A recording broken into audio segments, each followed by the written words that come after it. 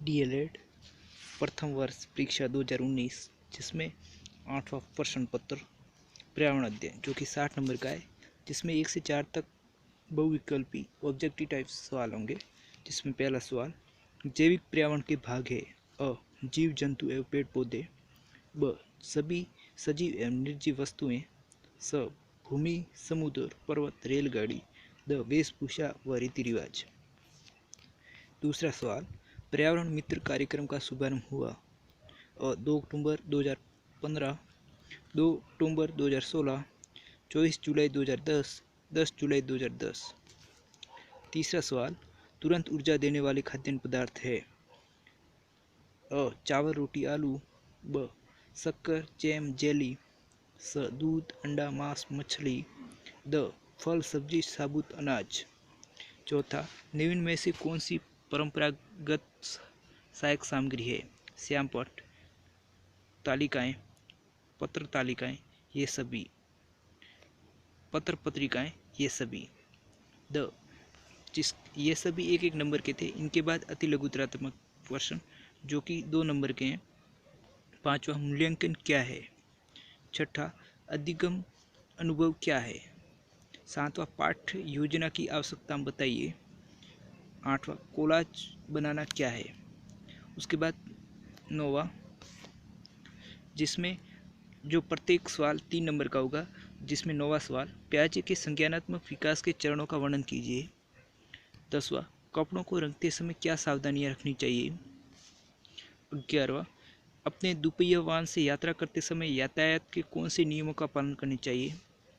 13वां, अरुणाचल प्रदेश के वन राजस्थान के वन की अपेक्षा घने क्यों होते हैं, ये लिखिए। 13वां, पृथ्वी पर रहने वाले जीवों के भोजन के स्रोत क्या है और वे एक दूसरे पर किस प्रकार निर्भर होते हैं, लिखिए। 14वां, बढ़ते शहरीकरण ने कचरे की समस्या को और गंभीर क्यों बना दिया है, लिखिए। 15वां, आपके क्षेत्र में रबी एवं जायद की कौन कौन सी फसलें बोई जाती है, लिखिए।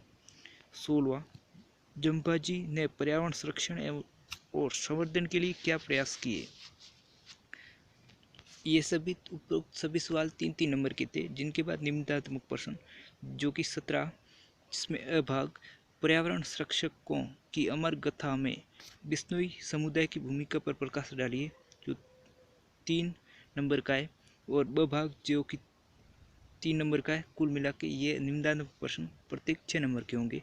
भक्ति में जिंदगी के रंग मिलाई रसायन नहीं, पर प्रकाश डालते हुए स्पष्ट कीजिए कि किस प्रकार अंधी भक्त जल संकट के लिए जिम्मेदार है। अथवा जिसमें पर्यावरण शिक्षा से बालकों के किन मूल्यों का विकास होता है, विस्तृत वर्णन कीजिए।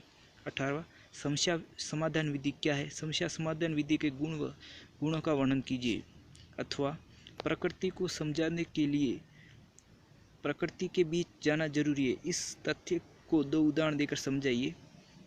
19वां, दत्त कार्य विधि क्या है, इसके विशिष्ट उद्देश्य एवं एक अच्छे दत्त कार्य की विशेषताओं का वर्णन कीजिए। अथवा शिक्षण में सहायक विभिन्न दृश्य सर्वे साधनों का वर्णन कीजिए। 20वां, मूल्यांकन के उद्देश्य व गुण बताइए, मूल्यांकन करते समय किन किन बातों का ध्यान रखना चाहिए। अथवा अवलोकन तथा साक्षात्कार को विस्तार पूर्वक वर्णन कीजिए, अवलोकन व साक्षात्कार के प्रकार देते हुए संक्षिप्त में वर्णन कीजिए। इसकी PDF टेलीग्राम ऐप पर उपलब्ध है, जिसकी लिंक नीचे दी गई है। आपका अमूल्य समय देने के लिए धन्यवाद।